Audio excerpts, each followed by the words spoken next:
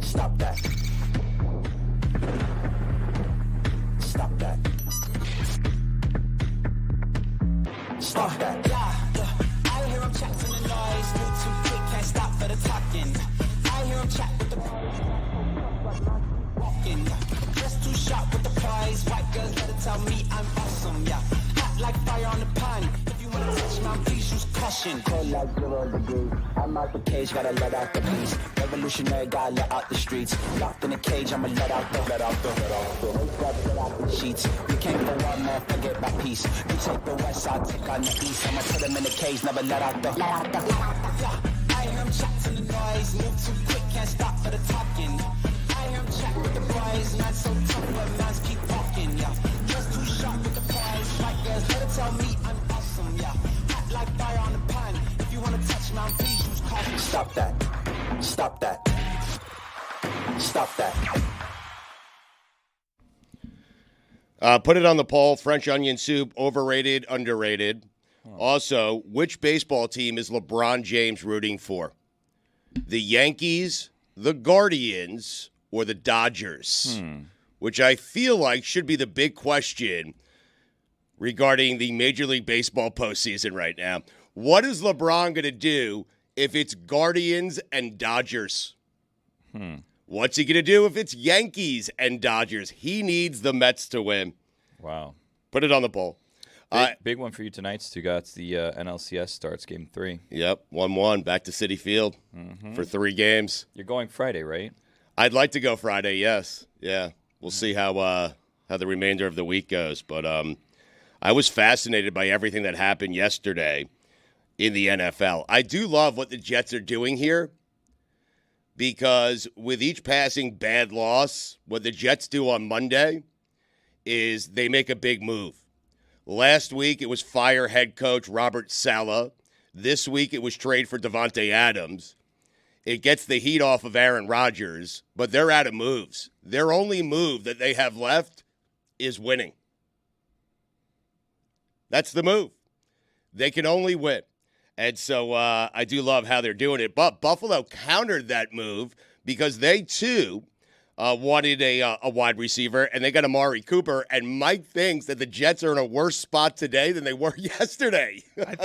I kind of think that they played themselves with this. Really? Yeah, because the Bills, by Diana Rossini's sources, by certain accounts, they were really aggressively pursuing Davante Adams. And essentially, Davante Adams had power in this scenario because he did what he eventually was talked about with the Jets, which was he was going to restructure his deal. Right. Because the Raiders aren't paying any of that. So he had power and sway as to where he would go because I'll restructure for more elsewhere. So he essentially chooses to go play with a quarterback north of 40 in New York, his good friend Aaron Rodgers. Yes, a guy who knows how to get him the ball, though. Instead of Josh Allen, who, tell me we have consensus in this room. Josh Allen presently is a better quarterback than Aaron Rodgers. Absolutely. Yes. Yep. Different tier. And he chose to go with Aaron Rodgers.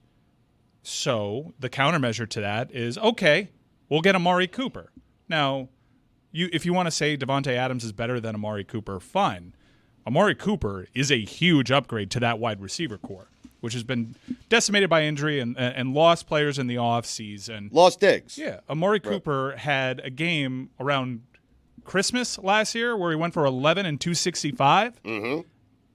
I think he's got plenty left in the tank, especially for this, what they need him for, which is this 1-year run. So do you think that the gulf between the two teams actually increased because of this move for Davante Adams? Because I kind of do. I think that the gulf between those two teams is now wider because of the acquisition for Amari Cooper, given the weakness at that position for Buffalo. I think it's a net neutral, though, right? You're adding two guys that are net neutral. Yeah, huh? it is. Wow. Because if you're looking at it and you have the Bills already better than the Jets, this move kind of just moves the goalpost a little bit, but in the same distance. Because if you have Amari Cooper and Davante Adams on both sides, you're like, okay, good plus for both teams. That just keeps it kind of neutral. Who was better on Monday night? The Bills were, obviously. So it just feels like the Bills are still better. They were just having to keep up with what the Jets were doing, because if you give me Davante Adams with the Jets, no Amari Cooper to the Bills, I'm probably leaning a little bit more towards the Jets. The Jets are closer, yes, of course. I'm not sure what the Madden ratings say, but if I were to do that, I would assume the Madden rating for the Buffalo Bills went up yesterday. And I just think that the Bills got a good deal better yesterday, whereas, the Jets improved some, but I don't think they improved as much as the Buffalo Bills. So I think, in turn, their pursuit of Davante Adams and Davante Adams acquiescing to the Jets' request because he wanted to play with Aaron Rodgers actually made the climb more steep for the New York Jets. Tony, I do agree with Mike from this standpoint. Buffalo was already good before they acquired Amari Cooper. I have no idea if the Jets are good, and I have no idea if this is going to make the Jets better. I mean, it sounds crazy to say, but it really depends on whether or not Aaron Rodgers is going to get back to being Aaron Rodgers. The Bills were a great team already. And this made them even better. Amari Cooper has an 88 Madden rating this year, and Davante Adams has a 94. Okay. Wow. That's good. That's a good data point. Big golf. Yeah. Shout out to the power of friendship, because if you're Davante Adams, I don't think you made the right move. You just wanted to go play with your friend again, who force feeds you the ball, and that's cool. You have a pretty good idea of knowing what you're capable of, and you think that you can run it back to how you had it in Green Bay, even though you technically had the choice to stay there all along and wasted everybody's time with this Raiders thing. But I think he should have gone to Buffalo. If the ultimate goal for a professional athlete in that sport is to win a Super Bowl, right? That's a better quarterback. That's a team better positioned to win. It was a little puzzling. Do we know what the Bills offered? That's a huge part of it too. It is. It's it's not entirely up to Davante. By the way, Davante and Aaron Rodgers together, they were great. Stats were great. They never made it to a Super Bowl together. No. He's been to one. No. Their final act together was kind of similar to the final act of Monday Night Football, which was Aaron Rodgers not taking the underneath pass and forcing the ball downfield. Now, Mike Williams messed up. Aaron Rodgers made it very clear that Mike Williams messed up. But I don't. This thing was kind of at the end of its rope a couple seasons ago. Yes. So I'm not sure. And when Are you saying the relationship between Davante and No. Aaron Rodgers at the end of the rope? It's past its prime.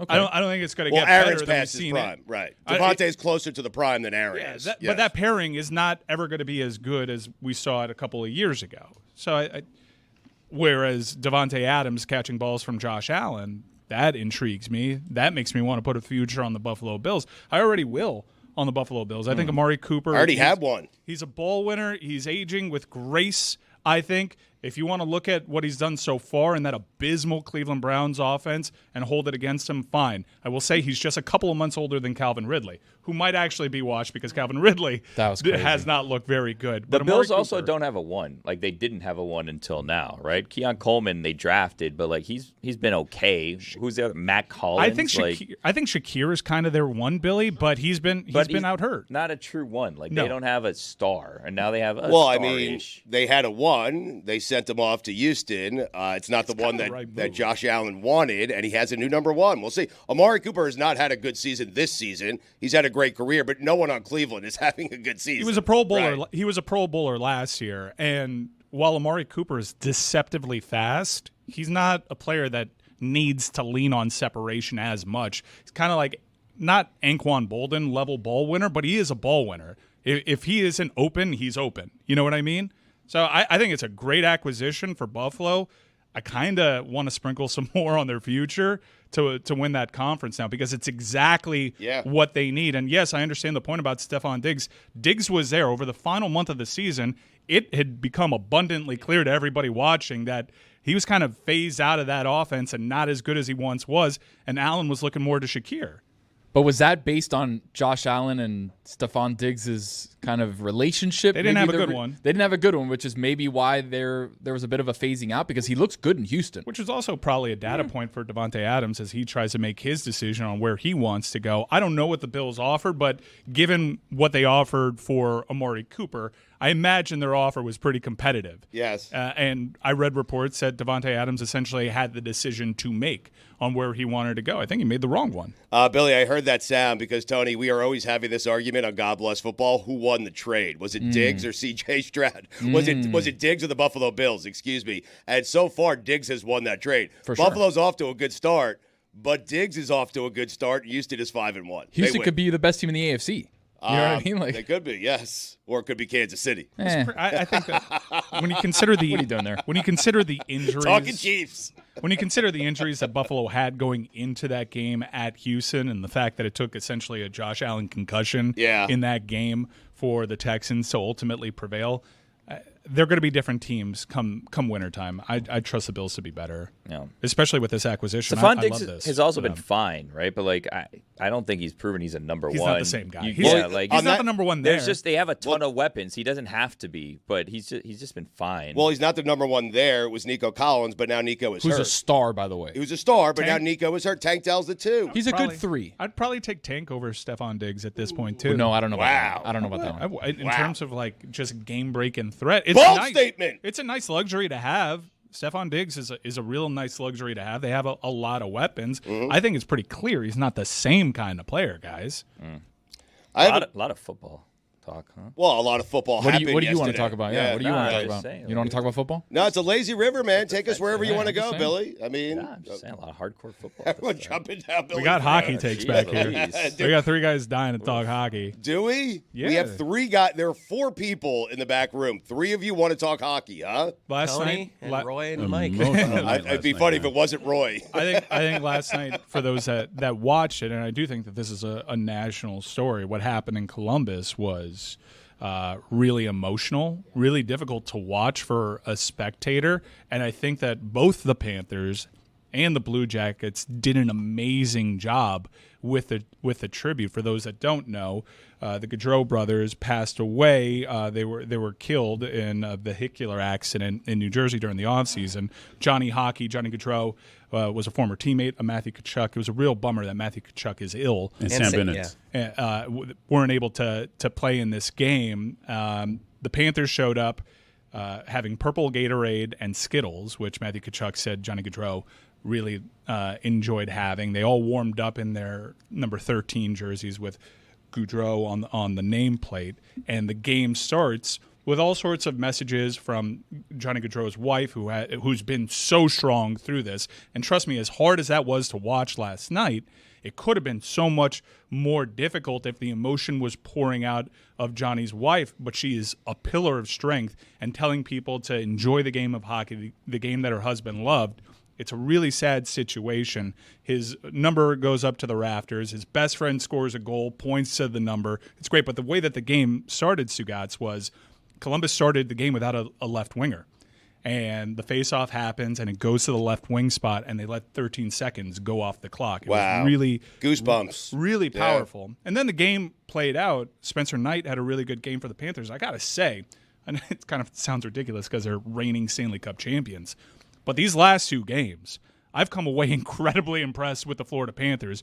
Given their injury situation, these odd scheduled games, it's a hard road trip to start your year. 1:00 game at Boston without 2 of your best players, winning that game, back end of a back-to-back, going into Columbus, who's not a great team, but fueled by such emotion, and getting that result, a come-from-behind victory. Really impressed with the Panthers' start this season, but I think ultimately the main takeaway from last night is how emotional that was and how these 2 teams really nailed it. Especially coming off of that loss at Buffalo. That was not a good game. That was a good comeback performance by Spencer Knight. And Dmitry Kulikov, who we talked to during training camp, he had a very good night for a stay-at-home defenseman. He had a goal. He was a +3, blocked a shot, had 2 takeaways. He had a great night. Are you going to pick this team apart? I mean, I'm glad you're doing it and talking hockey, but I mean, they're off to a slow start, but they won the Stanley Cup. I mean, that's what happens when you lose your top line center for 2 to 3 weeks, which very much lucky on, by the way.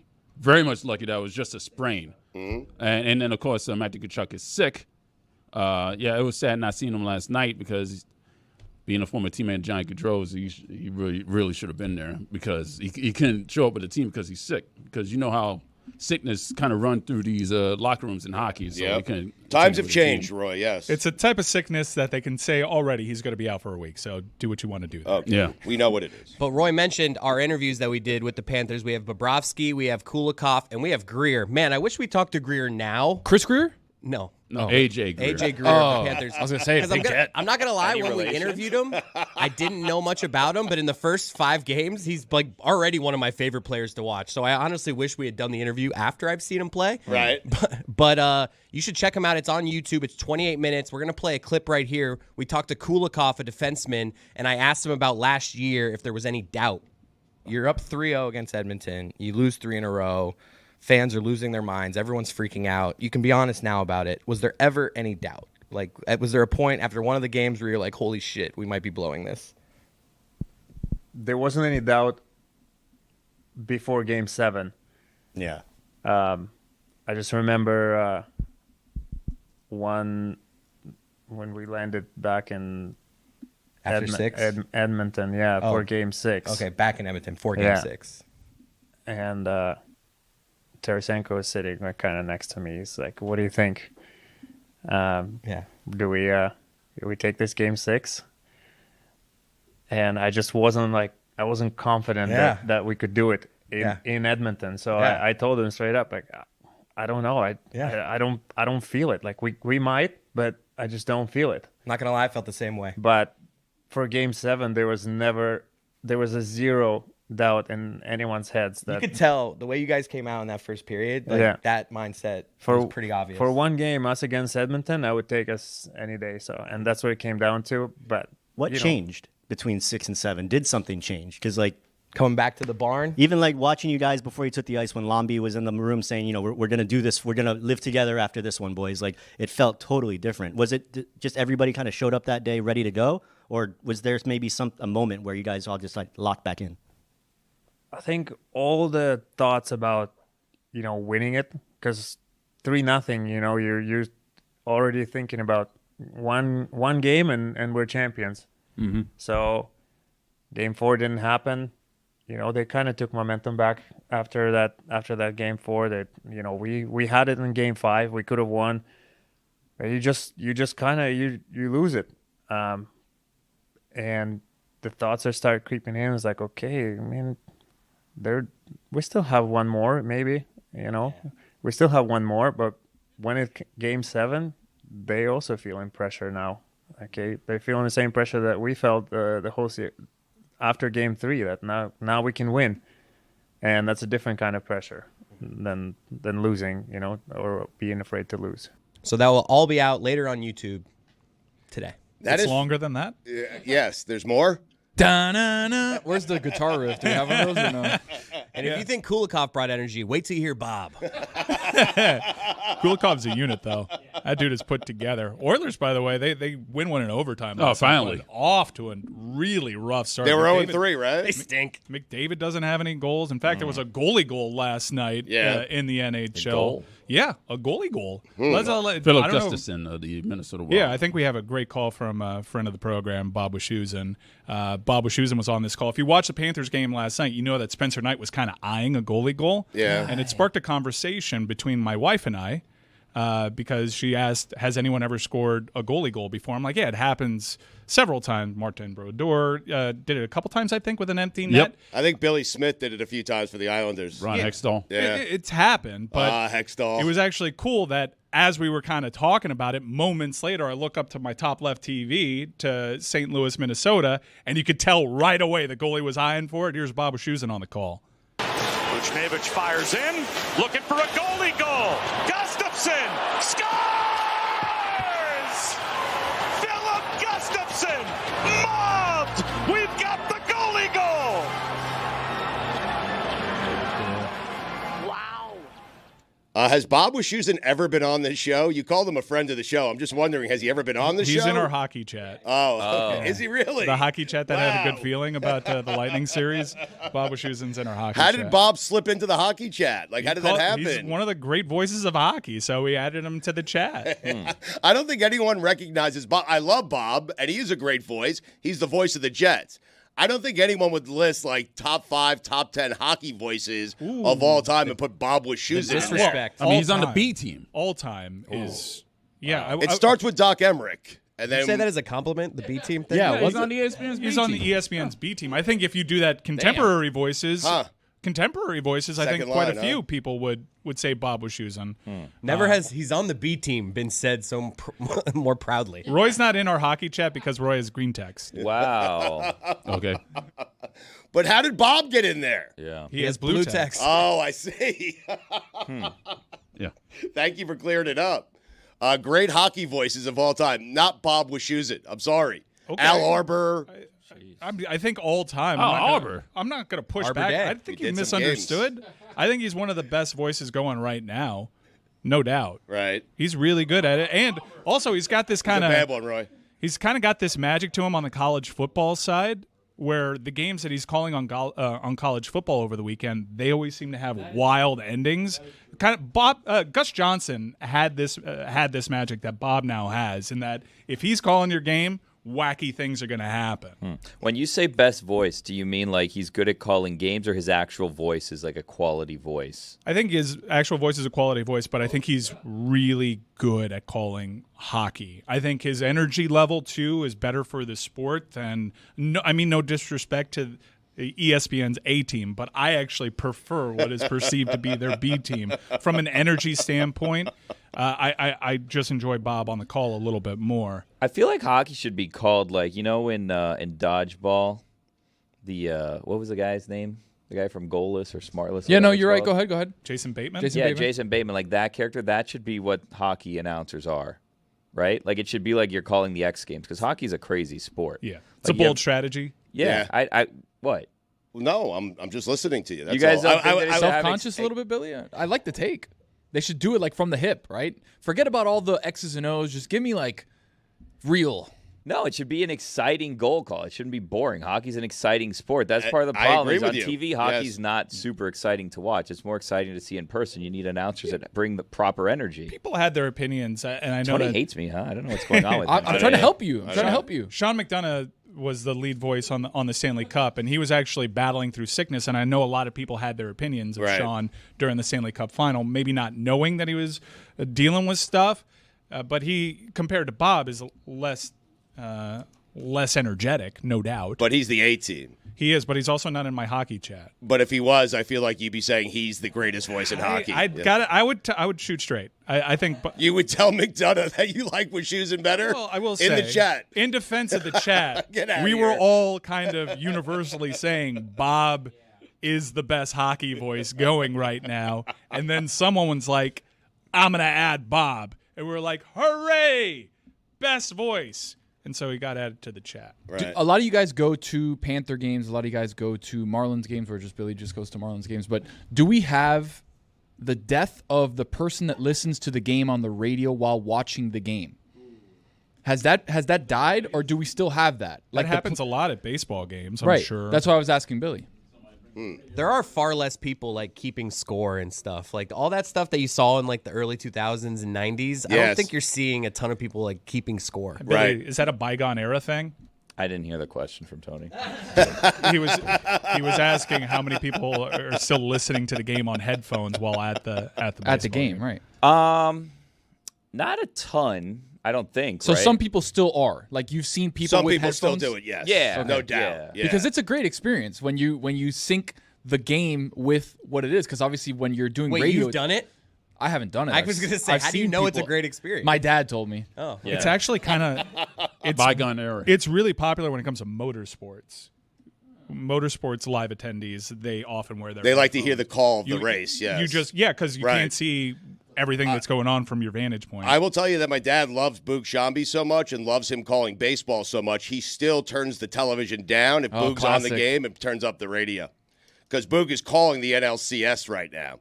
And so my dad is listening to Boog on the radio while watching the game inside his house on TV. Roy, I understand why you're confused that I said Al Arbor. Yes, because He was- he's not a play-by-play guy. Well, He's he was the head coach of the Islanders. Islanders. They won 4 straight cups, drive for 5. They lost to Edmonton. Gretzky took over the sport. He did have a cup of coffee as an analyst, and he As was an very analyst. good at it. But the guy I was thinking about was Jiggs McDonald. Yes. Yes, Jiggs. Yes, Jiggs McDonald. That is a voice of hockey right there. Yeah. Not Bob Wischusen. Now I'm going to get myself into trouble with Bob. gonna say, and what are you Bob's doing? a friend, and I like Bob a lot, but no one thinks hockey Bob's a friend announcers. of We yours? do. No, Bob's a friend of ours. It's weird, though. That not was a friends friend with of the Bob. show. I'm friends with Bob. You're not friends with Bob. I am friends with Are you Bob. gonna Call text- Bob right now. When's Call the last Bob. time I you will. Let him texted know. I'm him? gonna Let him text know, Bob Stu. right now. I Call am. Bob. What are you All gonna right. text him? I'm going to text Hey, him. man, how are things? Do you fancy yourself as one of the 10 greatest hockey voices of all time? I'm going to ask All him. time? You're changing. We never said all time. All What time? do you guys want me to text Just him? text him We B said- team. No, You want him on the show? You want to talk some puck with Bob? I love talking. They puck text Bob. with him. They talk puck with Yeah, him all the but I talk time. I know, Yeah. but I just, you know. How'd you get him on the Do show? you have Bob's number? We've actually I do been, have Bob's number. I'm questioning. We've low key been infiltrating these broadcasts, telling them, "Hey, if Kaprizov gets a point here, try to be a little bit more excited because your boy has over 1.5." Wow. Wow. Starts with a W, right? Yeah. Yes. Wushusin. Yeah. Can you spell it? Why don't you spell Bob? W-I-S. Just spell Bob. Nailed it. So How many so Bobs good. do you have saved in your phone or Bobbies? I got a lot of Bobs. I doubt that. I do have a lot Not of a Bobs. lot that you can't find it. Bobrovsky, Let's go to Bob. Bob Costas, Oof.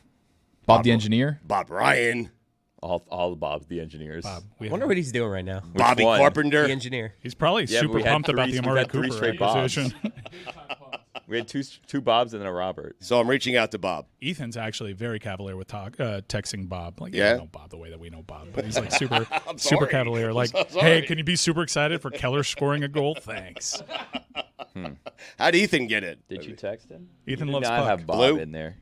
Blue chat. Bob's somewhere in there. You He don't is. have him in here. I You mean, have Bob Costas, Bob H, Bob check the Ryan, W's, Bob it's Snyder, somewhere two around Bob Snyders. Yeah, I like Bobby Bobby. Benson, Yeah. What Bobby was my last Carpenter. name?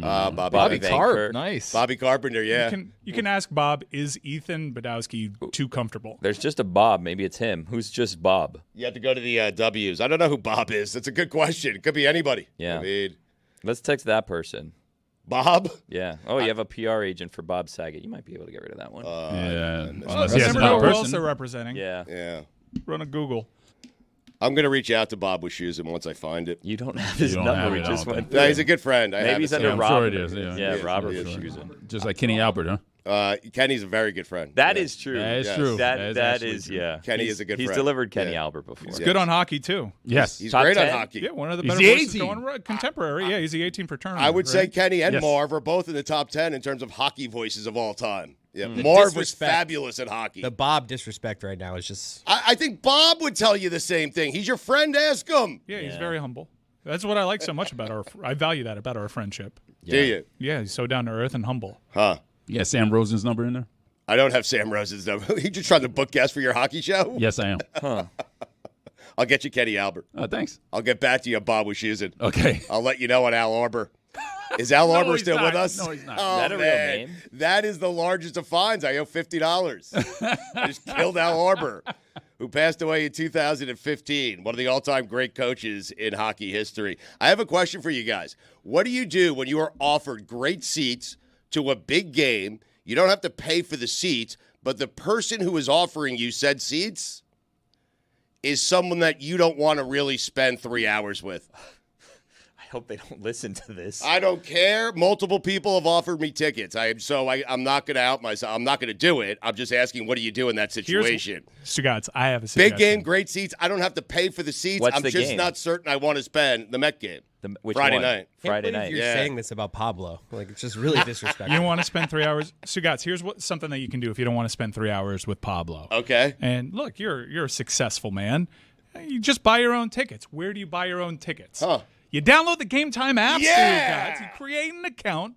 I'm sure you already have an account, so maybe this doesn't apply to you, but maybe it applies to people in our audience. Download the Game Time app, create an account, and use code DAN, that is D-A-N, for $20 off your first purchase. You can get great tickets. Sometimes closer to the first pitch, prices even go down, and they got a little button that you can press. It says all-in pricing. That way you see all the full price up front, so there are no surprises at checkout. You can even have a panoramic seat view of what your view would look like from that seat. So again, download Game Time today. Chris, Cody, what time is it? Game time? Stugotz, what time is it? Game time. Taylor just texted me. Is it about Sam Rosen? He has Sam Rosen's number because his dad used to cut his hair. I looked up Sam Rosen. Man, his dad was doing the Lord's work. That hair requires some special care, I would say. It's not a standard haircut on Sam Rosen. Huh. Yeah. Still trying to find Bob's number. Let you guys know when I get it. So what do you do in that spot? To answer your questions, Stu, you just got to Thank wear you. it. You just got to hit him with, oh, that's crazy. Just a lot of that's crazy and just let him talk, you know? And just be like, oh, well, what a game. But you're not even going to be in New York. Well, so no, there's an easy out.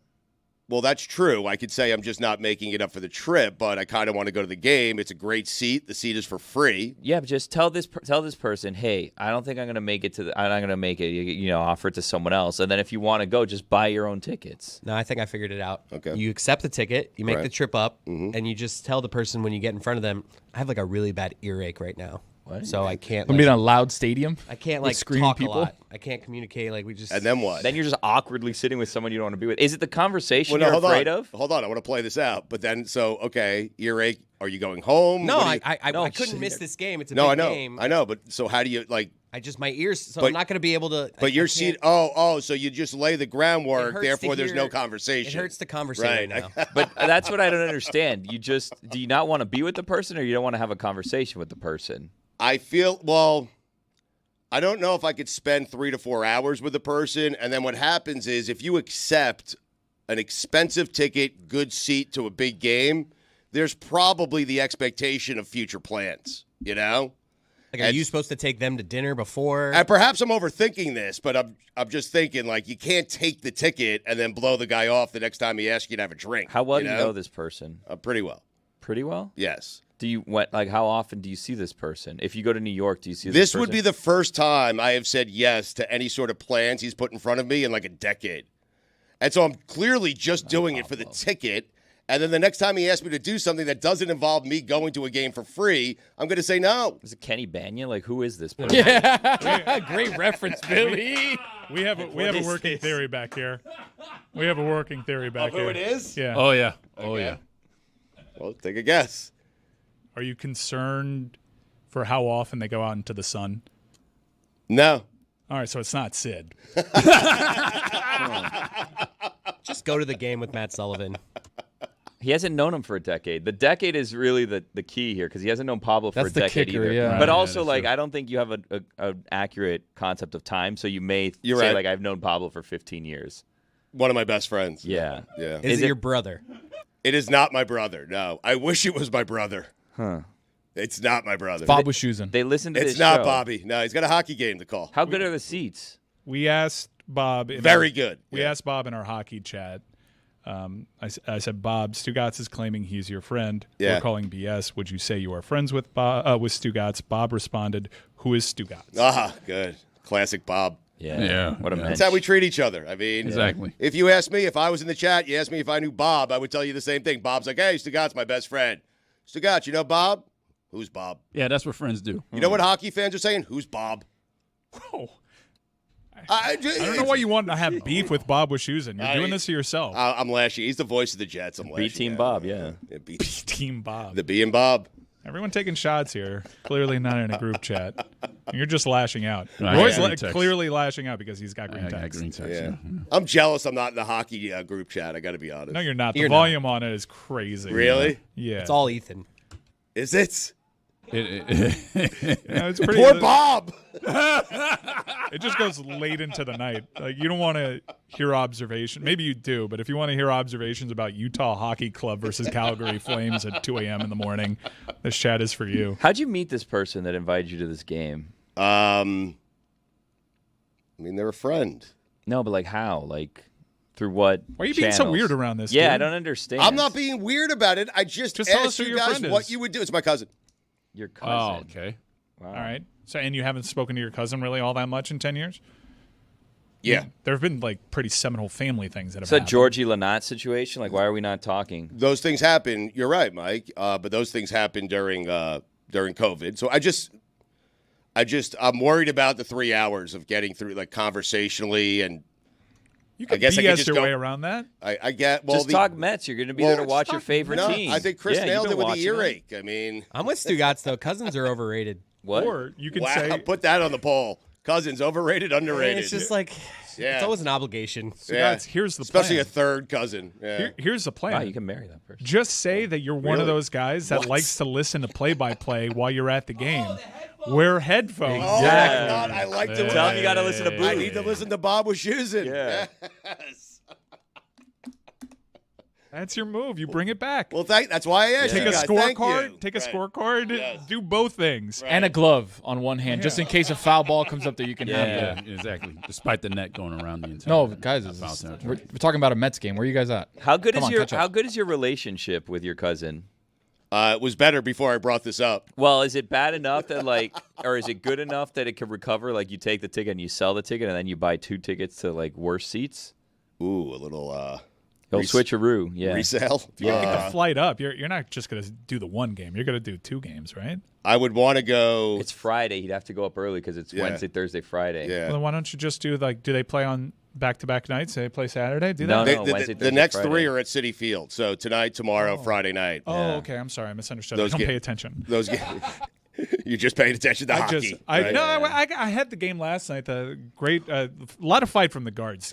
Climb back into that one. Garrett Cole, though, is who we thought he was. I had it on mute on the second. He's one of the few living aces that we have left. A lot of people say the LCS doesn't start till game 3 anyway, so you're fine. That's Mike. what I always say. You see what Aaron Judge said last night? Aaron Judge had a big home run in the 7th inning, 2-run homer. What'd he say? He said the Ghosts were pulling the ball out there. I heard He hit it that. to Monument Really? Park. I Yeah. heard that. So Really? It was a windy night. He said the Ghosts were pulling it to Monument Park. Goosebumps. Yeah. Is Josh Naylor So getting stupid. bigger? Because Yep. it's been a little bit. That was so nice he of is Babe getting Ruth bigger, and Lou Gehrig. I mean, who's getting bigger? Josh Naylor? You know who that is? No idea. I barely know her. Oh, boy. I remember Josh Naylor. Oh, boy. When the Marlins drafted him, I saw him. And I He's was a like- Marlin? No, He's a former Marlin? Yeah, he was. They drafted him, and he did one of those. He did one of those high school come to the stadium showcase things. The guy in high school was hitting balls into the upper deck in right field. I was like, oh my gosh, this guy's a beast. And of course, got rid of him before he even hit the bigs. Yeah. I'm gonna look up who we traded him for because I'm sure it paid off. Is it difficult watching these LCS games, seeing Jazz and Yes, now Josh it is. Naylor? It is difficult. Well, Josh Naylor has less of a connection too. Jazz has to be tricky for you, though, because you like Jazz. I did like Jazz. He has stupid play getting picked off, but whatever. Are you rooting for the Yankees because of Jazz? No, I am not doing that. I don't like the Yankees. I will not root for the Yankees. You like the Mets? I don't like anyone in general. Okay.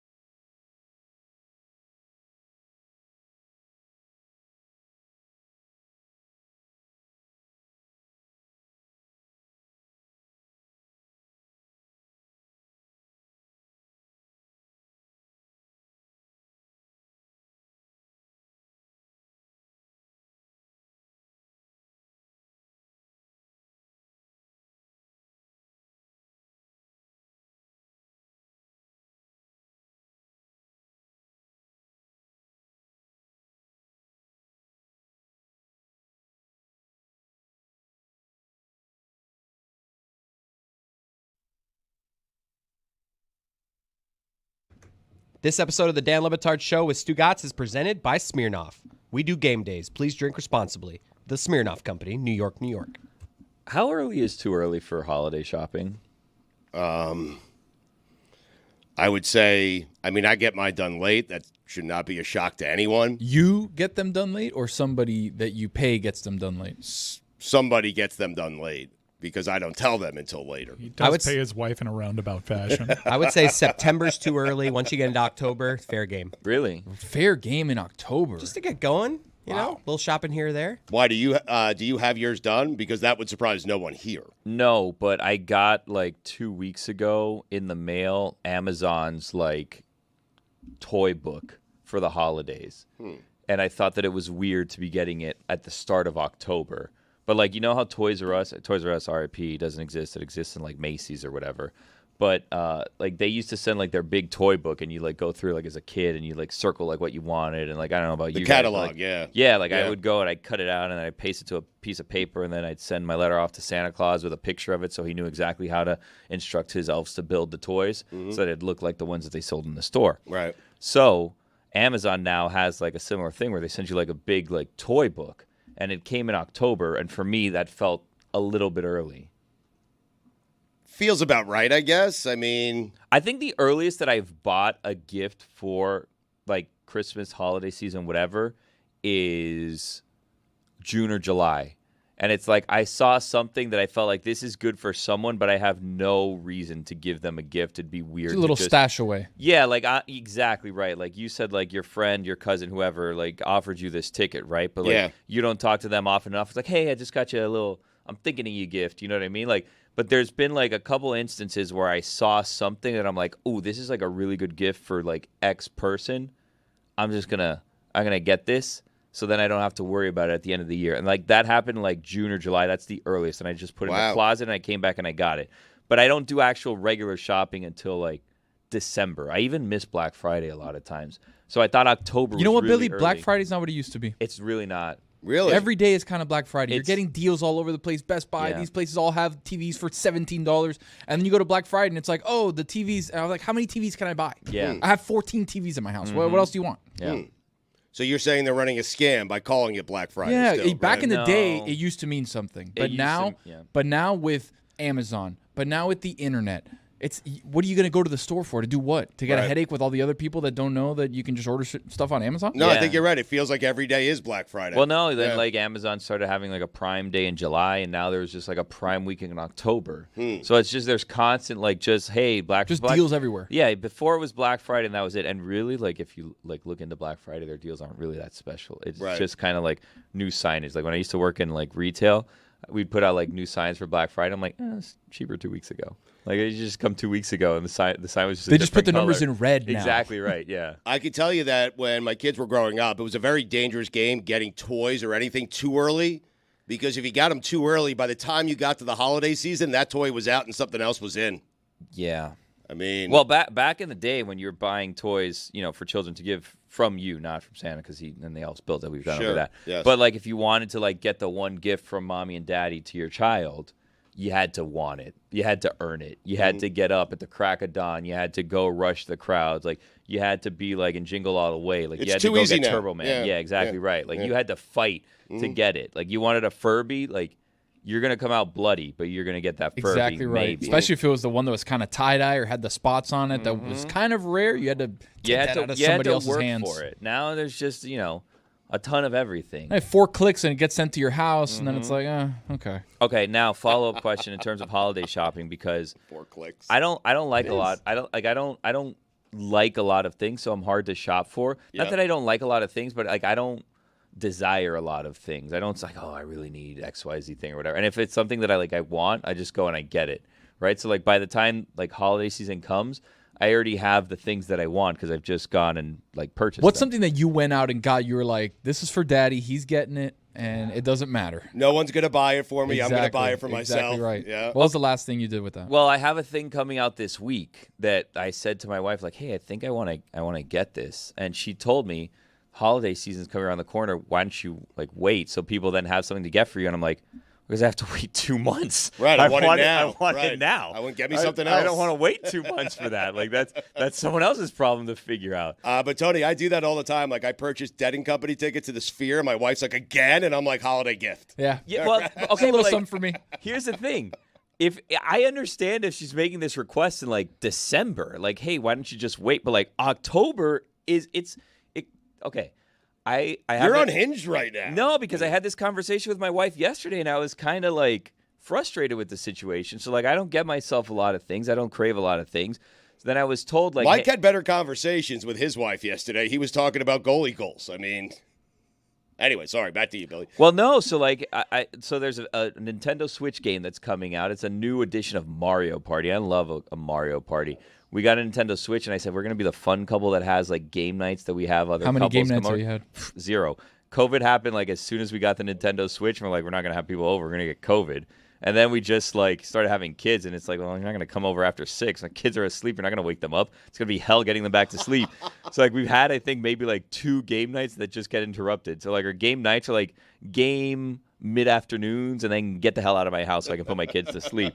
So anyways, I wanted to get like a new Mario Party. Suppose this one's great. It comes out, and then you can play against people online, whatever. And I was like, you know what? Maybe we'll be the game night family again. You know, we'll invite people over, and it'll be a whole thing. Tony can come over with his wife. They can bring their crying kid over when the kid's born. It'll be a whole thing, right? But like, I have annoying kids too. So and like, you have dogs. They all be no, dogs get put away when we have company. They're too big. Okay. Yeah, they run amok. They jump around. They get too excited when they see strangers. They don't attack. These aren't attack dogs that protect the house. They see strangers, they get excited, and they want to start licking you and like jumping on top of you, and it's like that's probably better become a than nuisance. attacking people that walk in your house. Yes. I prefer the loving attack. dog. Yes. No, I prefer the attacks, honestly. Oh, Do you? Yeah, no, I do. Really? I want a dog that's guarding my house, not welcoming in criminals. That's because the issue. My dogs aren't discerning. They don't know who's a criminal and who's like a good person. But eventually they know, don't they? I mean, if you have the same people over. You need to instantly know when a criminal comes into the house. It's not eventually. Like, what is the Right. criminal? What if the criminal There's no feeling out process? woos my dogs, comes in, has a couple dog treats, pets I my dog on understand. the head, then they Okay. like help the criminal start packing things into the sacks. They go Sure. out and they walk the Right. criminal to the car, close the door, make sure the alarm's on again. Like, that's not what I need from the dog. I need the dog to instant. I need instant attack mode from the dogs, Got and it. then we slowly get into loving you. Okay. So in that spirit, we put the dogs away so that they don't attack people with love. I don't like that. What? It's a dog's house. I mean, It's Billy's house. I'm with you. No, well, dogs are not paying it's the become bills the here, dog's so. house. I have a Yeah. dog. I mean, my dog owns my bed. My dog owns me. If you're breaking into houses, you just have to have bologna on you. Just throw it the other way. Do dogs like bologna? Oh, my dog. Put that on the poll. If you break into a house, do you have to have bologna That used on to you? be the trick to get my dog. I used to have, before Riley, we had a dog named Sandy, and it was like untrained and would just sprint out of the house, and we'd have to go Like catch Charlie? it. No, Charlie and Riley, like they stay in the house, but we would, bologna. If you just wave a little bologna at Sandy, she'd come running right over to you. Sure. The trick. Dogs are easy to win over. Yes. Like, you can very easily win the dog over. The problem is when you run out of bologna, what do you do? Get more bologna. Shit out mean- of luck. Go in the fridge. You can bring anything, though, right? I mean, dogs will eat anything. There That's- are some that is things, the- though, that they get excited about. Like, not everything will get them super I don't like excited. bologna. Me neither. I'm not a dog, I can't though. stand bologna. I mean, I am a dog. But it seems like a good Not a use of cat. bologna. Evil cat. I mean, Salami's better. Yeah. What, like, bologna. This is a dumb question. What animal does bologna come from? That's Pig. from your lips, man. You said that with Yeah, a lot pig's of lips, there you confidence. go. Are you Because sure? I want to say it's a mix of a lot of things. It's like a hot dog? Yeah, it's like a little bit of pig, a little bit of cow, a little bit of this, a little bit of that. Like an Bam, unpackaged bologna. hot dog. Huh. Yeah, it's It's exactly like a what it hot is. dog just like beaten It's down like the with a hammer. inside of a hot dog, just sliced up. When's the last time you had a bologna sandwich? It's gross. Little bologna. mustard. 20 years ago. Couple pieces of white bread right? when I was a kid. Pork sausage. I'm looking this up. But bologna has always grossed me out, even as a kid. Same. Like, when bologna sandwiches were made for lunch, like, I think my mom used to make my sister bologna sandwiches. I was like, no, it's like too wet and like thick. It's like bologna. We've done this before, Stugotz, especially on Mystery Crate. Things are for other people. Bologna for other people. Really? Not for I'll me. add that to the list. Not for me. Every kid had that traumatic experience where they bite into a bologna sandwich, and then all of a sudden a mysterious hard part of the bologna would end up in your teeth, and you're wondering, what is that? Yeah. It's a hoof. Yeah. So is bologna like Colby Jack meat? Yes. I love Colby Jack cheese. Oh, I love it. Oh, I Little love white, it. little yellow. Exactly right. There's really not any cheese I don't like. Really? Yeah. Not like a strong what? What were you looking at? I don't know what you just said, dude. What happened? Like blue cheese. Talking about cheese here. Like that strong blue family Yeah. of cheeses. Super I just- strong I like blue all cheese. cheeses. good, yeah, I'm good. Super strong blue cheese, and in it for me. I get why people like it. But Charcuterie. It's for other people. if it's on the charcuterie board, I'll find some of the other cheeses. Should I just wait now 2 months for getting the thing that I want, or, No. or Yeah, should probably. I just buy it and like? Get it when you want to get it, man. That's what I'm thinking too. But then realistically, like, how often am I actually going to use it between now and then? Is it worth, like, basically, is it worth the fight and worth the headache? That's really what It's never worth the fight. Okay, that's honestly, if you're out there and you're listening to this, marriage is all about, is this worth the fight? Right? Every decision that you make in marriage is this worth the fight? Sometimes it's talking about Ron Hextall and empty netters. Oh, Yeah. Wow, I am so jealous of you and your wife's relationship. That's a healthy That's a relationship. good relationship. That's a good relationship. You talked Hextall.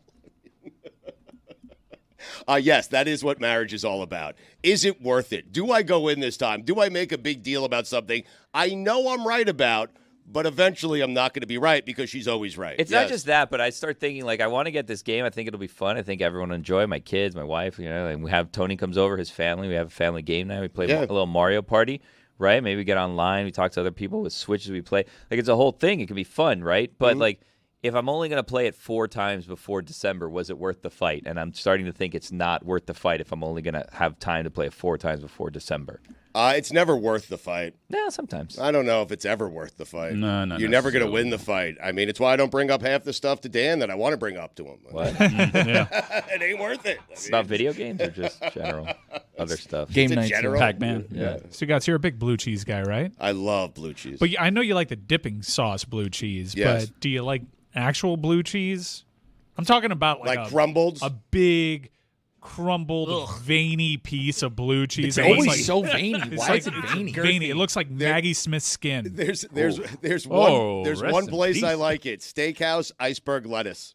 That's where I like it. Yeah, the Crumbled blue cheese contrast. with bacon. Yeah. I think the appeal of that kind of blue cheese is indeed the contrast. So if you pair it with something cold and crunchy and blander in taste, it pairs well. That is funny because it's the only time I will order blue cheese with anything, and that's at like a nice steakhouse with a wedge. Right.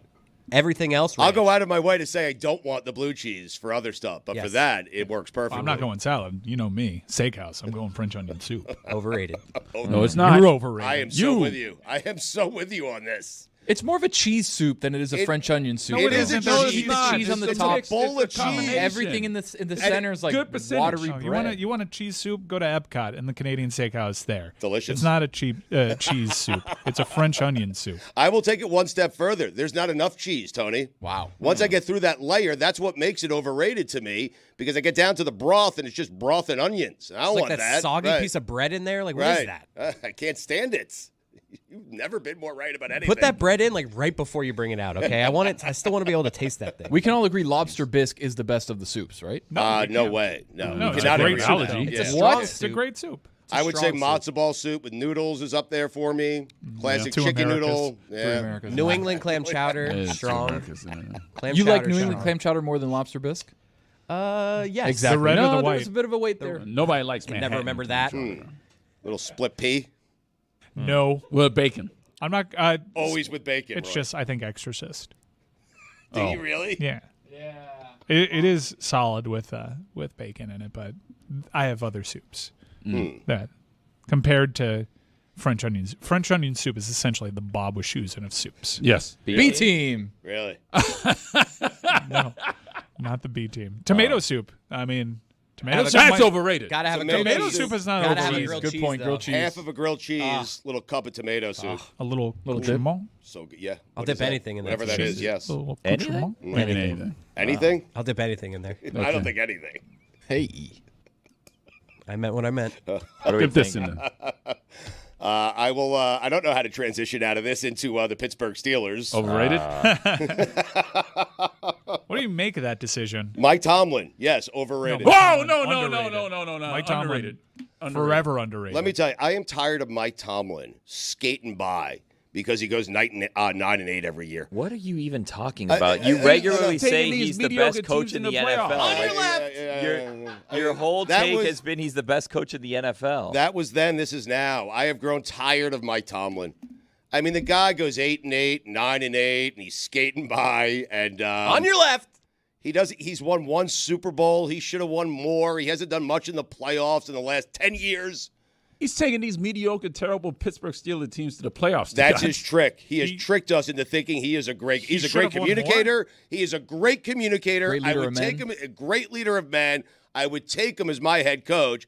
But again, I'm a Jets fan. But he should have won more, is your take. High floor, low ceiling. I don't think there's ever been a playoff in which he's entered where he's the favorite and hasn't won. I don't think he's ever the favorite. Never going to be that bad with him, but he's not going to. I don't know if he can. He did it once. He made it to a second one. He won a Super Bowl with Ben. He made it to a second with Ben. Didn't win it. No, he lost to Aaron Rodgers, who was Correct. a demigod that playoff run. He Yes. was incredible. It was the best playoff run I've ever seen. It was all on the road, Yes.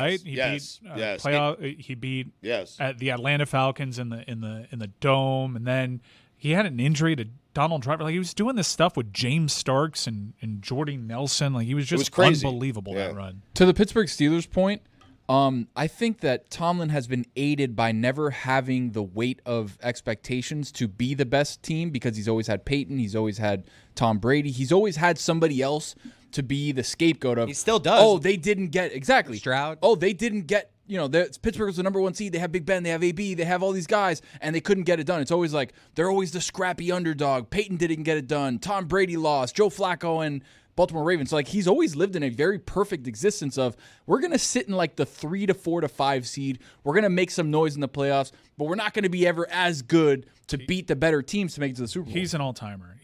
The two best things that you could say about a coach is he maximizes talent and he gets his players to play hard for him. And you could always say that. There was one time where the narrative around him was like, maybe it's time for him to go. And it was when Antonio Brown was having a meltdown on his team, and that was before everyone kind of knew what was going on with Antonio Brown, and he came out of that. So Mike Tomlin, I can't say enough good things about him. He's a great coach. The most impressive thing Mike Tomlin has done was having a winning record in 22 and 23 with Kenny Pickett starting 12 games. I know, but that's the trick. Are you suggesting that he's Do it with intentionally- Mahomes. Hold on a sec. Wait, what? Kenny Pickett might be one of the worst quarterbacks we've seen in the last 6 years. Are you suggesting that he intentionally has bad teams so he could just finish 500 and people can say he's great at his job? Well, I have made that accusation of Kyle Shanahan doing that in San Francisco with Garoppolo and Brock Purdy. He doesn't really have personnel power the way that Belichick did, the way that other coaches of his time did. Right. He had some influence. Clearly, he has some influence over the quarterbacks on his roster right now. I think you can criticize him for this decision. It's a little bit weird. I mean, Justin Fields' advanced stats stack up quite well. If you look at his PFF grade, this was a guy that he was getting the most out of, and I understand having Russell Wilson on your roster as a backup has got to be kind of a weird situation. Well, he named him the starter before the season. He just wasn't healthy. Right. It's a weird situation. It's to also navigate. very tempting to put him in, Mike, when he's healthy. But it is. Just to would see if there's something left. Certainly, if Fields is playing poorly, now I know Fields isn't on the best stretch right now, but I don't think Fields has done enough to lose that job. It's a curious decision, but you got to kind of trust. I think Mike Tomlin's earned a certain level of trust here. Mina was saying that Justin Fields' stats this year are better than what Russell's were the last time we saw him. Right. That's factual. He has to be better than he was the last time we saw him for this to be a good move, basically. But Fields, I mean, we've seen the ceiling. This is it. This is what Justin Fields is. You think he's going to get better than where he is right now? Potentially, yeah. I know, but still we've been think he's waiting for growing. that forever with him. But I do think that there's been some improvement year over year, and I do think that he's shown some good stuff in a Steelers uniform. So I don't know what he's done to lose the job, but I also don't know what Mike Tomlin has seen throughout camp and in practice right now to make him believe that this is the right move. It's a big time move, certainly. It's also an interesting point in their season, right? They're playing the Jets, Giants, Commies in the next 3 games. Yep. But then they go a stretch run of Ravens, Browns, Bengals, Browns. So you have 4 divisional games back to back to back to back. And it's like, are you sure that throwing in Russell, who hasn't seen action in 6 weeks, to be able to gear up for those divisional games with the Ravens, the Browns twice, and the Bengals is kind of a weird spot. I think the last time we saw Russell Wilson was an improvement over like the first time we saw him in a Broncos uniform. I think Sean Payton kind of figured out what to do with this kind of player, which is lean on your defense, play complementary football. And if we're looking at it that way, Russell Wilson can do just fine.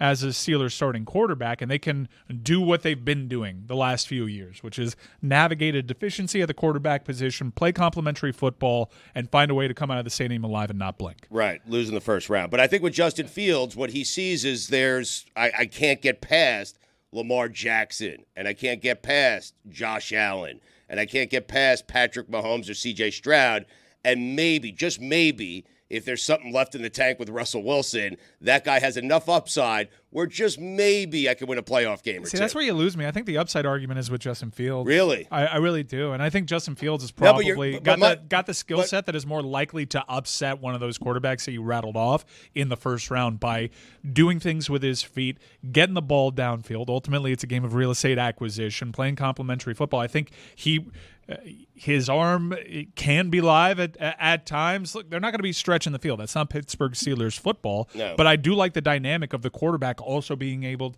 to be a legitimate running threat, certainly in more profound ways than Russell Wilson can be at this stage in his career. But if you guys think that Mike Tomlin is such a great coach, and I understand, like it's a little bit tongue-in-cheek. He is a great coach, slightly overrated. On the grounds that he just has one title? We call Mike Tomlin one of the great coaches in NFL history, and he's got one Super Bowl. I mean, we don't do that with anyone else. I mean, we don't. 0 losing seasons? Mike McCarthy has won Super Bowl. Yeah, he beat Mike Tomlin. Yeah. If you want to, and Mike McCarthy's a joke. If you want to have an indictment of Mike Tomlin's career, is that he lost a Super Bowl against Mike McCarthy. Well, but this is all I'm saying. If you guys think he is such a great coach, he sees Justin Fields and Russell Wilson every day in practice. He's making this decision. Yeah, we're just talking it out. Ultimately, okay. I love talking it out. By the way, ultimately, Mike Tomlin has more information on the players than anybody else, and he's had a great enough career for me to just say, okay, his coach is entitled to make this decision. I'm a little confused by it because I don't think Justin Fields has lost the job, and I think we all kind of have a feeling we know what Russell Wilson is at this point in his career, but I think they're going to win that game either way against the Jets. I think the argument would be it was never his job to lose, right? Like he was just filling in. So he didn't lose the job, he just didn't win the job. Like he didn't do enough to keep the job that wasn't given to him at the beginning of the season. I guess could be how Tomlin sees it. Fair enough point, because like if we're arguing Justin Fields hasn't done anything to lose a job, well, neither did Russell Wilson. Like he had an awkward interaction with the sled. Fields, Tomlin kept Fields number 2 on the depth chart even while he was starting. It's It's a master class in not upsetting either quarterback the way he's gone about it, because what he's doing by doing that is essentially telling Justin without telling Justin or the media that when Russell comes back, it's Russell's job. Now, whether or not you think Justin's done enough to keep his job is... I like the added dynamic of Fields' athleticism, but, coach can do what coach wants to do here. And I think... I don't really think, maybe it affects what their ceiling is, but I think that's a playoff team that's going to do the thing where by hook or by crook get into the playoffs and be a really difficult out. Yeah, maybe they get eliminated in the first round. It's a pretty safe bet, but they're going to cover. Maybe Tomlin is putting Justin Fields on ice for maybe a potential trade. Right? There's teams that could be interested. There's teams that could be interested in Justin Fields. You're right. You give the teams that are interested in a quarterback a little bit of a taste. All right, he went 4-2. He put out some good tape there. They're playing well. All of a sudden, we put Russell Wilson in. People start calling, hey, is Justin Fields available? Is Fields available? Fields available? If not, you do the old switcheroo and you send Russell out of town and you keep Justin Fields. The old switcheroo is who's like maybe you're trying away. to highlight what Russell Wilson can do still, and maybe a team that had an injury at the position that still thinks that they either need depth there or has a shot at the playoffs. Like maybe they take a flyer on Russell Wilson. He has a pretty good contract to move. Now you guys got me looking at teams that are a Fields away. Hey. Wow. Who's a Russell Wilson away? Ooh. Maybe Pittsburgh, which is why he's going to him, I would believe. Maybe the Dolphins. I mean, who is a Fields away or a Wilson away? Not the Bucks. Dolphins need something. Bucks are pretty set on the quarterback position. They're doing all right. The Steelers are a Fields and a Russell's in the way. Mike, you have a bet on Baker to win the MVP. What are the odds for Baker to win the MVP plus right now? 3,000 on DraftKings Sportsbook. Who's the favorite? Patrick Mahomes. Really? At plus 350. How? That's lazy voting.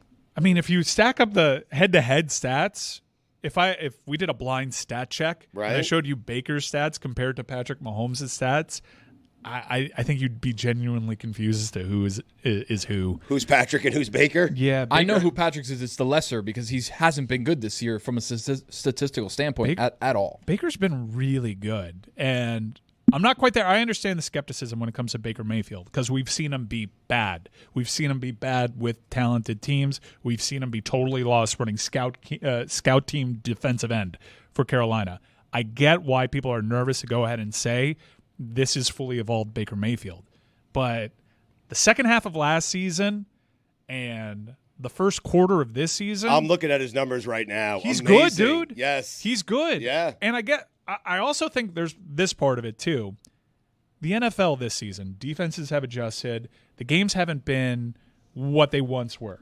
There's peaks and valleys when it comes to the NFL. I'm sure they'll make rules to adjust it, and the freewheeling days of exciting NFL will be back in no time. But Bucs games are really fun. Baker, even though they had a lot of success in the screen game that was matchup dependent, Baker pushes the ball downfield. He does. Plays a fun brand of football. Even when he's handing the ball off, guy finds a way 45 yards downfield to lead block. And he's doing it with a team that Can't stop anyone.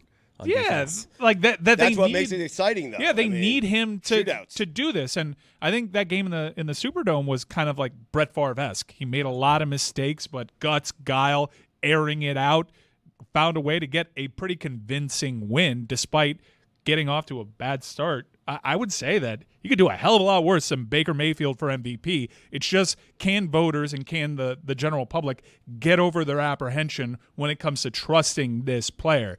I think he's kind of fully formed, and he's shown that he can improve. And I think Baker is like a legitimate Pro Bowler. And if you're looking at big value when it comes to the MVP discussion, we always look at guys that are leading surprising teams. Even though they were a playoff team last year, maybe they caught lightning in a bottle. People were skeptical. This is a surprising Tampa Bay Bucs team. They're legitimately good. He's legitimately good. 30-1, that's a great price. Sold. Wow. Seriously. That was a great pitch. I mean, We just need to normalize the discussion that Baker Mayfield is this, and I understand why people are hesitant to.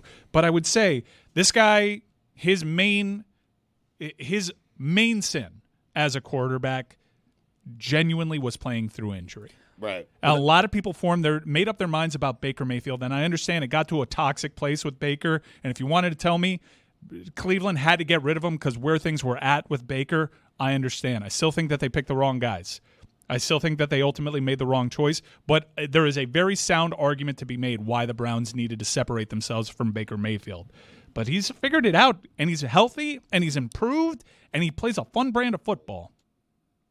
Well, I mean, he is healthy, but I think in the back of your mind, like, you do wonder, because he plays a little recklessly, right? Like, he gets out there and he runs and he'll get hit. You wonder, can he stay healthy? He was healthy all last season, right? He got smoked on Yeah, Sunday. He got knocked up pretty good, and I've gotten a lot of flack in that. I've had this take about Baker Mayfield that if you dropped him into the mid-90s, people would put him in the top tier of athleticism.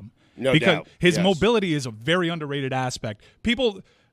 I think his rushing stats are also better than Patrick Mahomes this season. And Patrick Mahomes, reputed, yes, we know, great arm, maybe the greatest we've ever seen, but also when his team needs it, can be super mobile. And I would say if you drop Baker Mayfield in the 90s, he is not Steve Young, but he's in like that tier of like upper echelon. He's like a Mark Brunell type. He's a very good quarterback. Of athleticism. Yes, he's a quarterback that can win you a Super Bowl. There's no question He's doing about more it. of that this year, and I can Yes. understand why Billy would be a little concerned about his injuries because he is a smaller guy. Of course. Like you can't change how he It's has not, it's not that he's like a smaller guy, like in the way that you get worried about like Tua being a smaller guy, right? It's He's like got a bigger frame. He's Yeah. an aggressive guy. He's aggressive. He goes after it. Yes. Like he's built though. Like Yes, he's yeah. like a brick house, but he'll take hits. I love him. Like him winning the MVP would not be a shock to me. Him eventually be- winning a Super Bowl would not be a shock to me. But I will say this: Mike is doing a trick here because you're putting him side by side with the greatest quarterback we have in the game, who is not statistically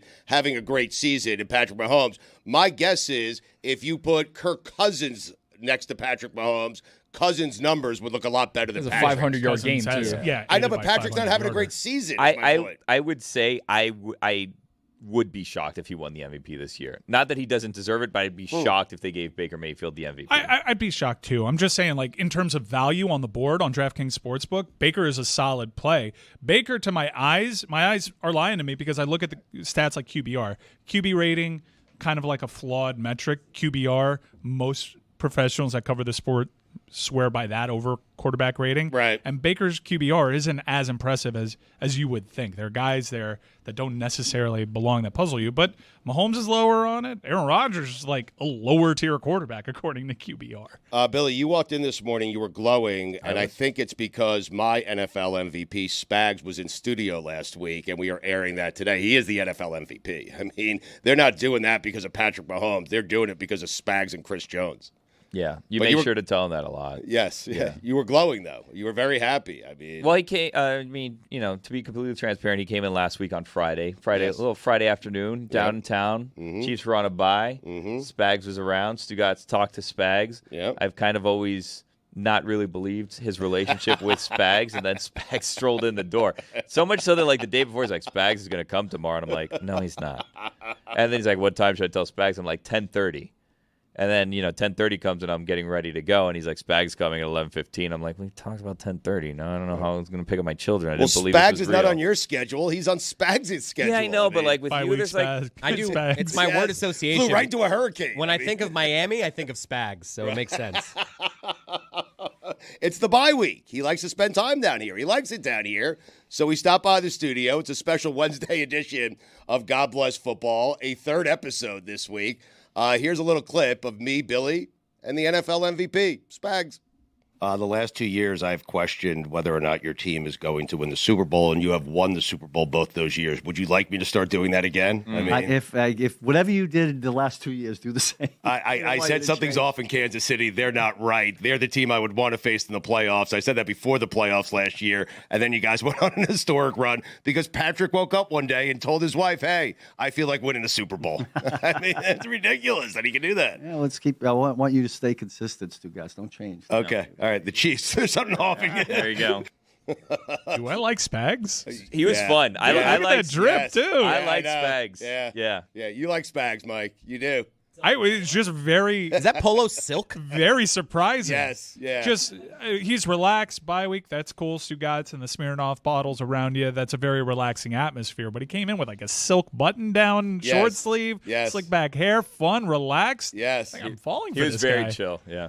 Mike, the first time we had Spags on, it was not in person. He was sitting in an office in Kansas City, and he had his draft board behind him and didn't realize that we were taping the whole thing on video. Yeah. And so everyone could see his defensive rankings. It was like 3 days before the draft. He joined us on Zoom right in front of their draft board. I was Spags. What are we doing, He buddy? starts waving his hand so no one can see it. But that was a delight. It was nice to have Spags That's in a here. great get for God Bless Football. Yeah, It's yeah. hard to get during the season to get a defensive Very coordinator, especially of this repute, the top tier guy on his bye week in season to be that relaxed. Yes. Only God Bless Football, man. Yeah, it's easy to be that relaxed when Mahomes is your quarterback and when you have that kind of defense. Like I know Spags is going to want to be a head coach again one day, and perhaps next season he'll get an opportunity if some jobs open up. But why would you leave that job?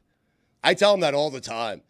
You're a defensive Do you coordinator. get that feeling from Spags? I haven't heard the interview. I don't know if you've asked him. No, the first time we had him on, I did ask him, and he said he does have a desire to be a head coach again. And to which I said, well, why would you do that? Because you are the defensive coordinator on the best team in the NFL, and if Andy Reid walks away, perhaps you'll replace him, and you have Patrick Mahomes. Like, sometimes you're just better at being a coordinator than a head coach. He was a head coach. He wasn't great at it. He is the greatest defensive coordinator in the history of the NFL. He's the only coordinator to have 4 Super Bowl rings. That's a good point. Yeah. Would you rather pick your middling NFL head coach that maybe has a couple of playoff wins, has been through the job cycle a couple of times, or would you rather be Dick LeBeau, right? Considered the greatest coordinator at his position? Right. Would you rather be Mike Martz, the offensive coordinator, or Mike Martz, the head coach? That is Mike Martz, the offensive coordinator. When people talk about all-time greatest coordinators on the offensive side of the ball, they'll be saying names like Mike Martz. They won't be saying Mike Martz's name when it comes to head coaches. Right. So that's what I'm saying with Spags. Spags, I think, is certainly over these last few years has entered his name. And people forget, he was a great defensive coordinator years ago. That's how he got to be a head coach in the first place. Spags in my lifetime's top tier. A guy that was trending towards one of the great offensive coordinators of all time. Someone tell me where he is. Eric Bieniemy. He's in college now. What? Yeah, he's in college. Someone needs to do a get Seth Wickersham. Someone needs to do a deep dive on what happened to him. Pablo. Yeah. Offensive coordinator. Find out. He's a OC at UCLA. Wow. On Deshaun Foster's He's staff. supposed to be a head coach in the NFL. Guys, I've been in the lab doing some Baker research. Baker is number 1 in touchdowns on the season with 15. He's number 4 in the NFL with completion percentage at 71%, and he's top 10 with 1,489 passing yards. The lab, huh? Yeah.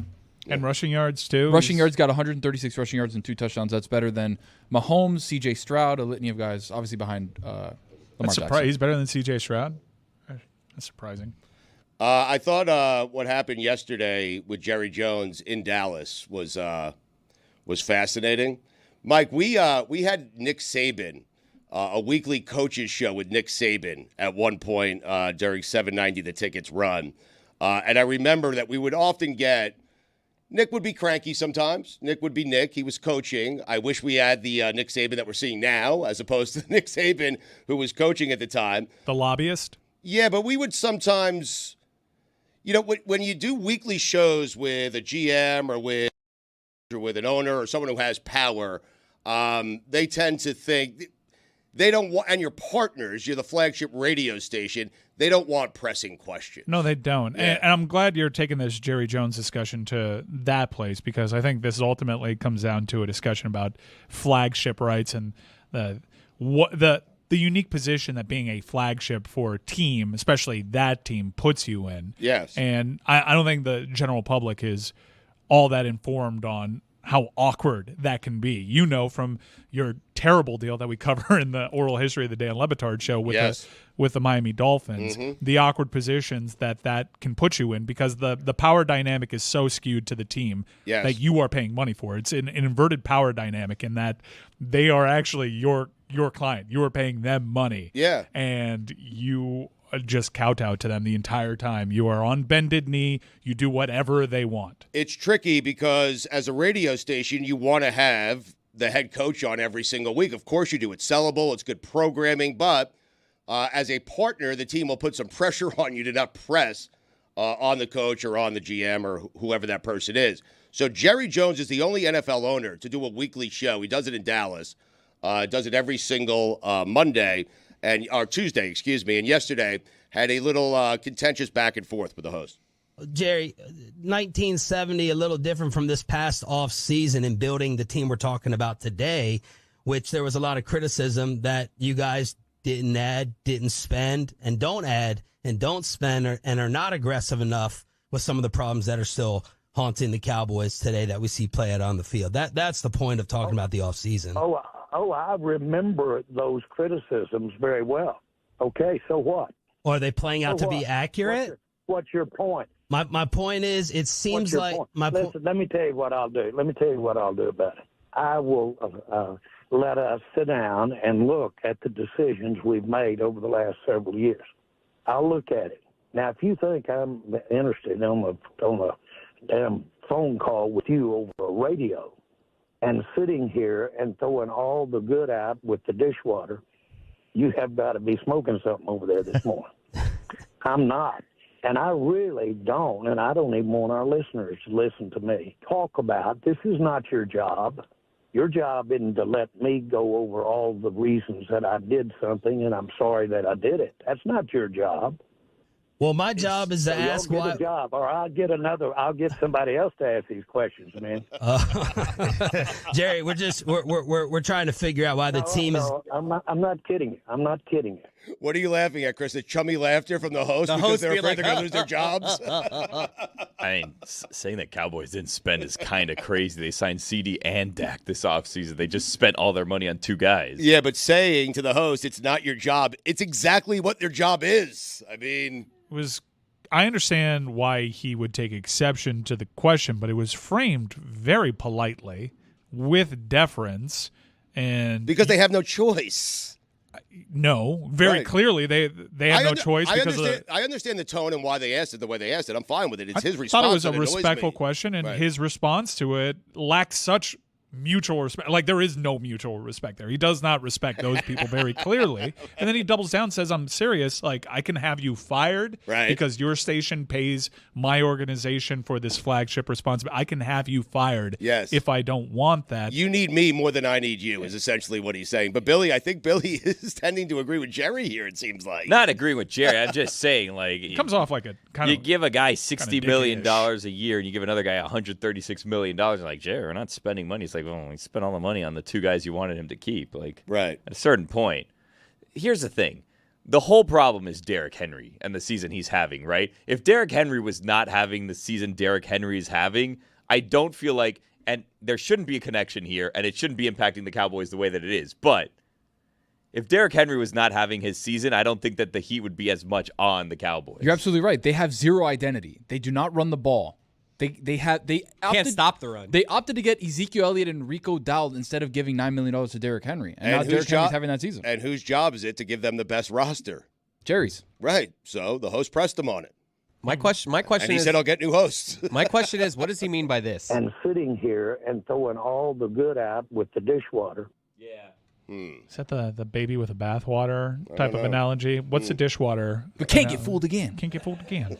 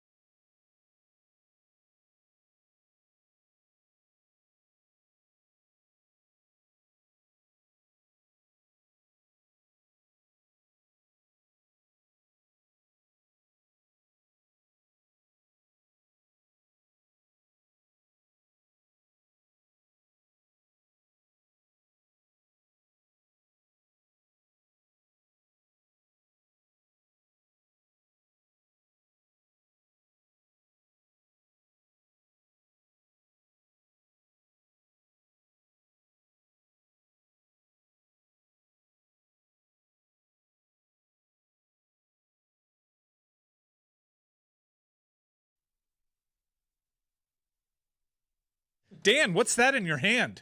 That was very natural, Mike, but I'm excited about this. It is a coloring book meant to celebrate our 20-year anniversary. We've always prided ourselves around here on having a different artistic look, and I like some of the pictures here. There is Roy and Mike as Riggs and Lethal. What is it? Thank you. Actually, we can't use them to sell this book, so don't say their names. Okay, I bleep that all out. I also have a meme here falling in American. Can't say that either. Greg Cody is wearing a... that you can say. Okay, thank you. Well, maybe. Is that the LSU one or no? Wait, what is he wearing? He's wearing that Zar... Can't say that. Can't Strike say that from the either. record. Okay. There is Stugotz, his guy... You cannot say his name. That mayor of Flavortown, Dan. That book is so much thicker than Stugotz's book. LeBatardAF.com. It's a lot of fun. I urge you to check it out. Tim Kirchin going to join us to talk some baseball coming up here. One of the most beloved figures in the 20 years of us doing this show. In fact, I would put him in the top 5. I would. You would not? Yeah, sure. In terms of beloved figures on this show, Tim Kirchin is certainly in the top 5, right up there with Greg Cody, right up there with Ron McGill, right up there with Alan Thicke, right up there with Roy. Well, that's all 5 then. That would be my top 5, I think. I'd reserve a spot. I'm sure there's someone else. Maybe Mort. Maybe Mort, right? Mike is doing an outstanding job on the oral history of this show. It airs every other Friday. We're 2 episodes in. The 3rd episode comes out this Friday. And it's been great. It's been fun to listen to. Mike has done a fantastic job with it, and we appreciate Mike's work with it. But you would agree, as someone who is going through the oral history of our show, important figures in our show, beloved figures, that Kirchin is in the top 5, right? No doubt about it. Yes. And I think there will be a midway episode where we salute all those co-hosts and voices that have helped us along the way and give them their own special episode. It has been very well received. I want to give praise to our editing team and Ethan, the aforementioned very chatty Ethan, and Mike Malley. They've done a great job with that. This is very difficult to piece together from a pre-production standpoint and from an actual production standpoint. They're doing a great job with that. Our fans seem to really like this. Maybe we do something with it when it's all complete. But credit to you and Dan for being very forthcoming. Some of these conversations are uncomfortable to have. They're only going to get more uncomfortable. This episode starts getting into the breakup between this show and its former executive producer and Mark Hochman, who's also been dynamite on these He's clips. been great, yes. He's been really good, and it's been very well received, but there's going to be some uncomfortable conversation that's going to start being had, and it only progressively gets more and more complicated because we haven't even gotten to our time over at ESPN. But a little inside baseball.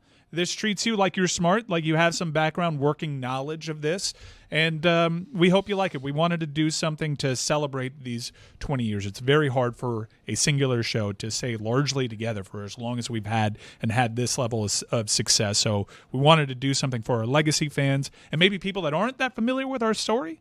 This is an opportunity for you to come in and see what we're all about. Or maybe you once liked us and you're just interested in reliving the eras that you did like us. Well, there's an option for that too. So there are some tense moments, Mike, and I think one of them's coming up in episode 3. There are things that I am saying to Dan that I think he's hearing for the first time. You're especially strong in this episode. Yeah, I just assumed that he knew. I mean, I've said it to him before, he just wasn't listening. The old adage that there's 2 sides to every story. In this one, there's more than that, certainly, and you'll see how time kind of confuses people about their actions and how they rationalize things. And I haven't heard what Hawk has to say in this episode. I'm still waiting for those work parts. We're a couple days away, but we'll get them. But he provides a unique insight. I think it's pretty. It is pretty public knowledge that there is a clear and obvious disconnect between Hawk's accounts of his time on this show. Oh, no doubt. Yeah. My schmuckums. And ours, but we want to give him voice and hopefully we can all heal through this. But I appreciate the kind words and the opportunity to promote it. This next project comes out, as you mentioned, on Friday. Chris, what did you say to Tony? Headlines with Alejandro Solana. He's got to work on the schmuckums a little bit. That's where he finds his range. My schmuckums. A little more. Dude, Solana's going to be a star, huh? My boy. Yeah, FIU soccer. Is he really? Yeah, he took Big Zaza's star? old gig at the Heat pregame. He did have a bad moment Wow. yesterday. Hoffman coaching tree, huh? He had a bad moment yesterday. Yesterday, Appel was hosting the Hawk Show, and Right. he was just like, "Oh, the Devontae thing just happened. I'm hearing," and this is Appel who does NFL games. He's like, "I'm hearing that the Bills could make a move here. They didn't get Devontae. They were in on Devontae. They could make a move here." And Solana just dismissed him like, "What do you? That's just your opinion. You don't know." And then literally seconds later, Amari Cooper was traded to the Bills. It was quite the win for It's kind Appel. of weird because like Josh Appel has a network. Like he calls NFL games. I Like, side he was at with Lambeau. Solano. I side with him. Why? He was Okay. at Lambeau Field He calling has- an NFL game That on doesn't Sunday. matter. He has connections. No, connections. He has every right to be called out for that. Solano had no idea if he actually knew. He guessed and he won. Solana. Whatever. Hey, Solano, sometimes Solana, tomato. Sometimes you throw something out there, Tomato, and potato. it takes a little bit tomato. longer for the news to Tomato. come out. Yeah. But then it was just very quick. Josh had reputable sources. and that kind of thing. Yeah. Solano pressed him on it. He was right. It was a guess. It wasn't Educated guess. guess. It's not an educated guess. No one was talking Buffalo Bills Devontae Adams. Like he was all over that. All right. And he knew that they were going to do something to respond to Devontae Adams choosing to go to New York. That's a reporter doing his journalistic job there. Okay, I apologize. I mean, You should. But And you're so right. should Solana. Yep. Alex should have Solana. pressed him. Yeah. And did. Yeah. And got egg on his face. He is the not egg a on the stranger face. to. Immediate egg on his face. Something interesting happened to me yesterday. My daughter called me from college. Oh, Dangerous game. It's the first wow. time that's happened? Well, when they call, because they have stopped calling, but when they do, the first thing you think of is emergency Or money. or they need money. Exactly right, Chris. That was not the case yesterday. Rachel called me yesterday from school to tell me, and she's never done this before, and I'm quite certain she'll never do it again. Dad, watch Starting Five on Netflix. You have to watch it. And I'm like, really? Yeah. You took the time to dial my telephone number and have a conversation with me, not via text. Yeah, that feels like a text. She could just hit dad, by the way. She doesn't have to dial the number. Good point. Feels like a text.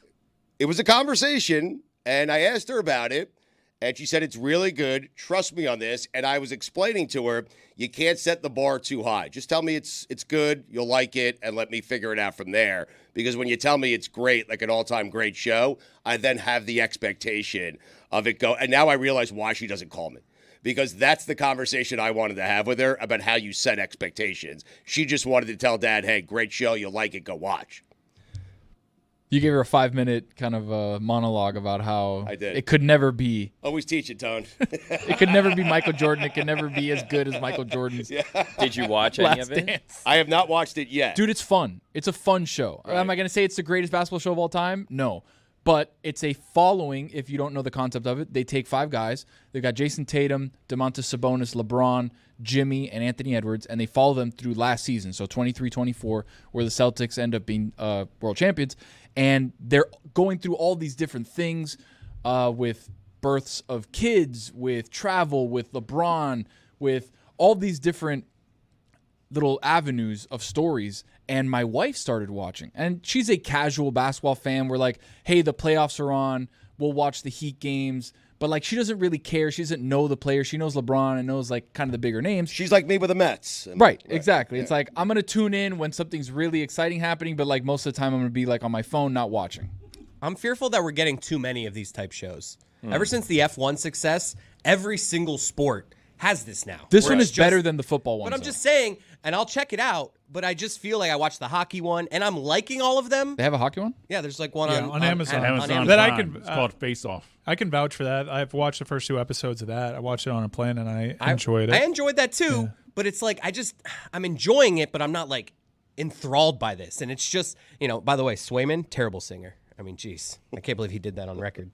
But the goalie for the Bruins. Right. I was going to say, I don't know It what did that make me means. have a new appreciation for Dave Pastrnak, though. Before game days, he like plays the guitar to get into like Zen mode. Thank you for telling me who Swayman is. I had no idea. And I was New like, contract. and I'm thinking like, okay, maybe he's just gonna string the guitar. And then he started singing, and I was like, oh god, this is brutal. But it did get me in the mood to watch the NBA version because I haven't watched the NBA one, but I have seen that clip that went kind of viral, how they introduced Anthony Edwards as LeBron's talking about how he's still great, and there's this whole younger generation, essentially kind of kiss the ring narrative, and Anthony Edwards has no time for that.